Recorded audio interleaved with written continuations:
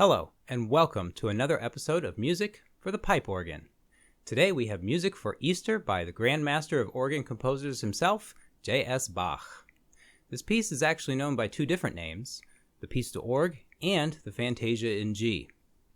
In the traditional German sense of the word Fantasia, that's a word that often asks the audience to use their imaginations. The piece is a sort of fantasy, if you will.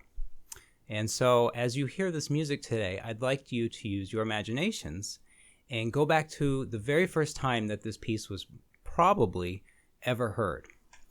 And there's a little story that goes along with it. I don't remember all of the details, but it's kind of fun.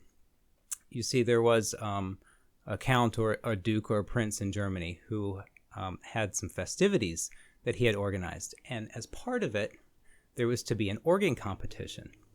And he wanted to find the best organist between France and Germany and to decide which organ tradition was superior. So, of course, J.S. Bach was tapped to be the German organist, and both organists were given time the day before the competition to rehearse and get acquainted with the instrument. When it got to be the day of the competition, the French organist suddenly had an emergency and had to leave. Nobody really quite knew why, and it ended up that Bach just gave a solo recital.